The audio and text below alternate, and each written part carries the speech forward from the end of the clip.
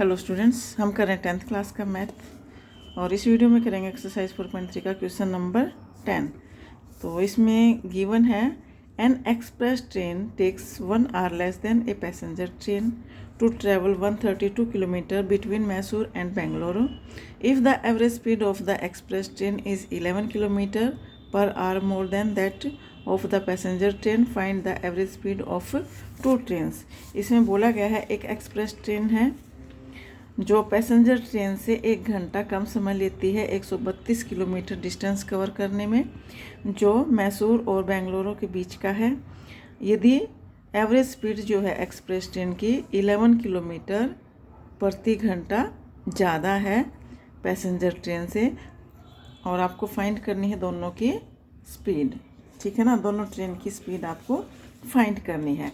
अब यहाँ देखिएगा, अगर आप पैसेंजर ट्रेन की स्पीड को लेट कर लेते हैं, ठीक है ना। यदि आप पैसेंजर ट्रेन की स्पीड आप फाइंड करते हो x, ठीक है, तो एक्सप्रेस ट्रेन की स्पीड कितनी हो जाएगी? एक्सप्रेस जो ट्रेन है उसकी स्पीड कितनी हो जाएगी? x + 11, ठीक है ना, क्योंकि पैसेंजर ट्रेन से 11 किलोमीटर प्रति घंटा ज़्यादा स्पीड है उसकी, ठीक है। अगर आप एक्सप्रेस ट्रेन की स्पीड को लेट करके चलते हैं x, तो पैसेंजर ट्रेन की स्पीड कितनी हो जाएगी? x - 11। अगर आप पैसेंजर की लेट करेंगे तो एक्सप्रेस की x + 11 हो जाएगी, क्योंकि पैसेंजर से 11 किलोमीटर प्रति घंटा ज़्यादा स्पीड है इसकी। यदि आप एक्सप्रेस की x लेट करके चलेंगे तो इसमें से पैसेंजर की कितनी हो जाएगी? 11 माइनस कर देंगे, ठीक है। तो फिर आपकी पैसेंजर ट्रेन की स्पीड कितनी हो जाएगी? x - 11, क्योंकि पैसेंजर ट्रेन की एक्सप्रेस ट्रेन से स्पीड कितनी? 11 कम है। इसलिए अगर एक्सप्रेस की लेट करके चलेंगे x तो पैसेंजर की हो जाएगी x - 11। यदि पैसेंजर की लेट करके चलेंगे x तो एक्सप्रेस की हो जाएगी x + 11, ठीक है। तो यहाँ पे देखिएगा,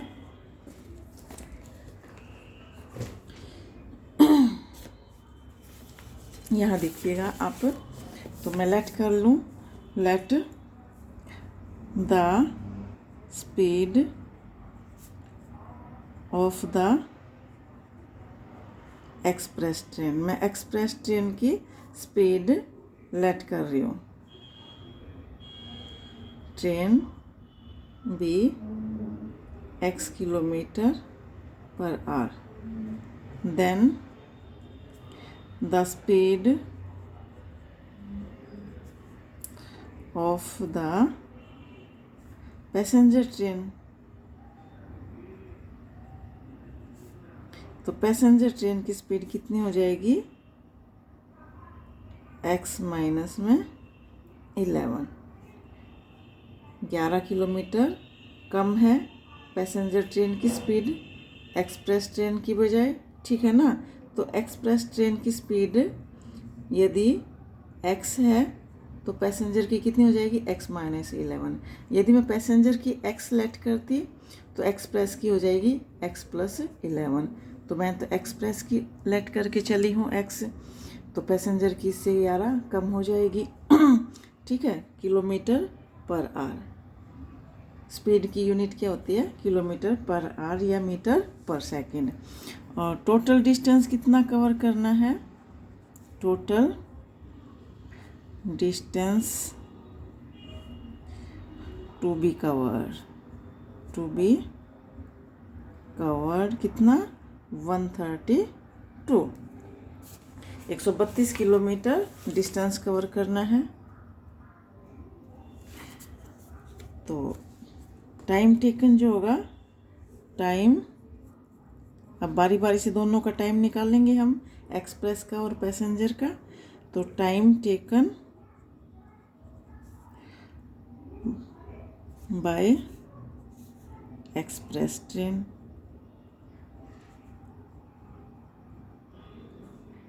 क्या हो जाएगा? टाइम क्या होता है? टाइम जो ये फार्मूला होगा डिस्टेंस अपॉन में स्पीड, तो यहाँ पे डिस्टेंस कितना 132 है, और इसकी एक्सप्रेस की स्पीड कितनी लिए हैं हम, x लिए हैं, तो x हो जाएगा। अगर हमें पैसेंजर का टाइम निकालना है तो डिस्टेंस तो यही है सेम, और स्पीड कितनी इसमें x माइनस 11, तो ये हो जाएगा। तो इसका जो हो जाएगा टाइम 132 अपॉन में एक्स आर, ठीक है। और and time taken by passenger train,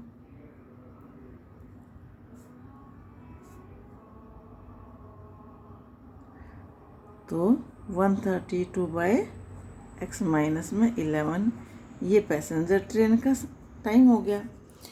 अब जो है अकॉर्डिंग टू क्वेश्चन लिख दीजिएगा यहाँ पे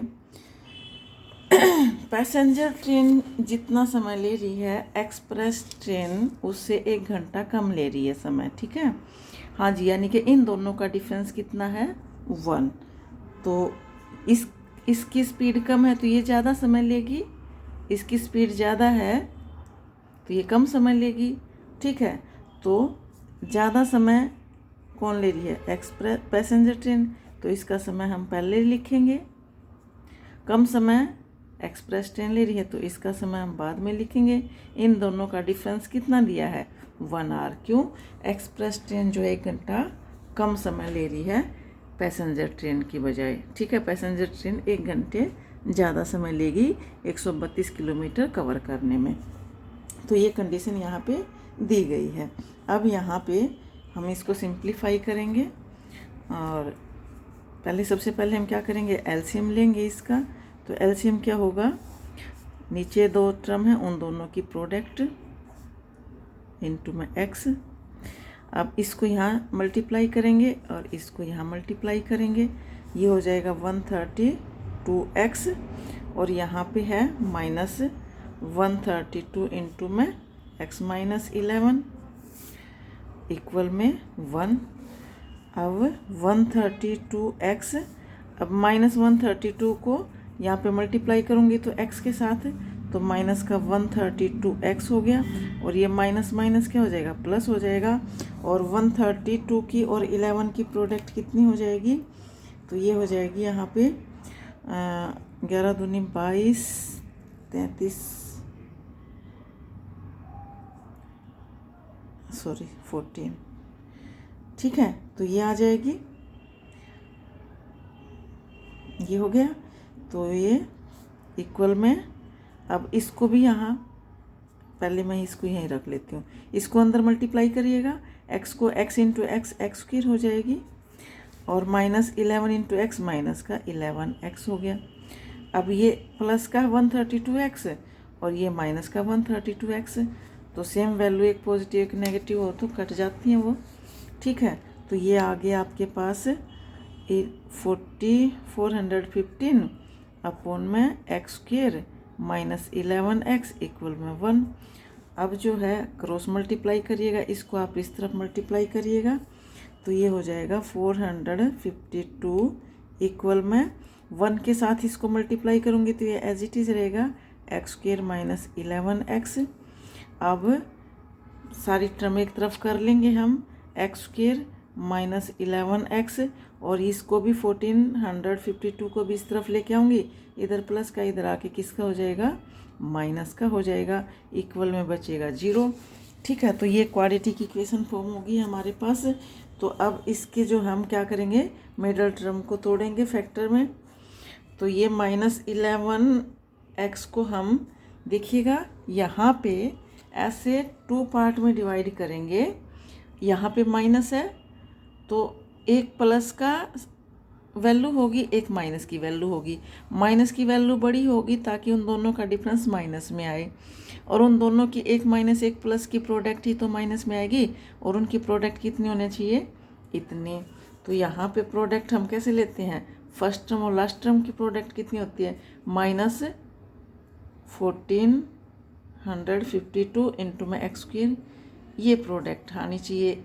इस माइनस 11 को ऐसे 2 पार्ट में हम डिवाइड करेंगे, तो ये हो जाएगा, देखिएगा कैसे करेंगे हम?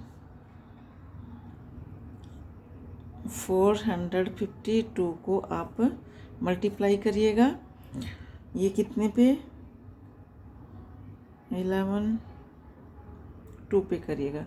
2 7 14, 2 दूनी 4 और 2 6 12, फिर 2 पे कर दीजिएगा। 2 3 6, 2 6 12, 2 3 6। अब ये जो है 3 पे, 3 1 जा 3, 3 2 और 3 1 जा 3। अब 11 पे 11। अब देखिएगा इन दोनों की मल्टीप्लाई कितनी होगी? 33। और ये 2 दूनी 4 और 11 44। अब 44 का और 33 का डिफरेंस कितना आएगा? 11 आएगा।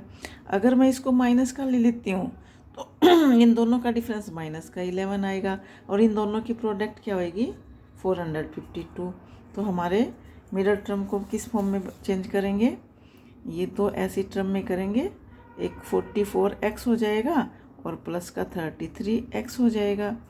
इन दोनों का डिफरेंस देखिएगा -11 और प्रोडक्ट ये आएगी इक्वल में 0।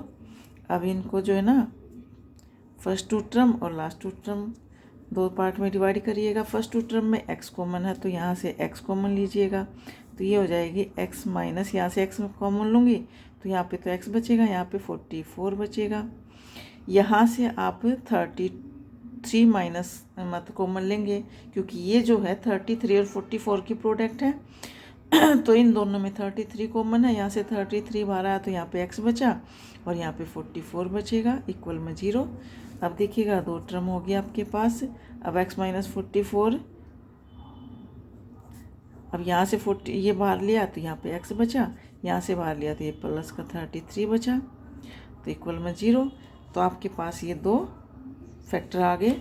अब अगर मैं x माइनस 44 को 0 के इक्वल रखती हूँ तो यहाँ से मुझे वैल्यू मिलती है 44 को इस तरफ लेके जाऊँगी तो 0 प्लस 44 कितना हो जाएगा? 44। एक तो वैल्यू हमारे पास ये आ गई। और अगर मैं x प्लस 33 को 0 के इक्वल रखती हूँ तो यहाँ से मुझे ये उधर जाके 0 माइनस 33 क्या हो जाएगा? माइनस का 33। ठीक है, तो speed can not be negative, तो ये तो हो नहीं सकती। तो स्पीड कितनी आ गई? x हम किसकी स्पीड मान के चले थे तो x हम क्या लेंगे? 44 लेंगे, पॉजिटिव वाली वैल्यू। तो हम x किसकी स्पीड मान के चले थे? एक्सप्रेस ट्रेन की। तो एक्सप्रेस ट्रेन की स्पीड कितनी है? 44 हो जाएगी और पैसेंजर ट्रेन की इससे 11 कम है तो 33 हो जाएगी। तो ठीक है ना, तो ये आप लिख सकते हो speed of express train 44 kilometre per our and speed of passenger train. तो पैसेंजर ट्रेन की क्या है? x माइनस 11 है तो x क्या है? 44 माइनस 11 तो ये आ जाएगी 33 किलोमीटर पर आवर। ये आपको फाइंड करना था। तो उम्मीद करती हूँ आपको समझ में आया होगा। बाकी का करेंगे नेक्स्ट वीडियो में। Thank you very much. अगर वीडियो पसंद आए तो लाइक करिएगा, चैनल को सब्सक्राइब कर दीजिएगा। Thank you very much.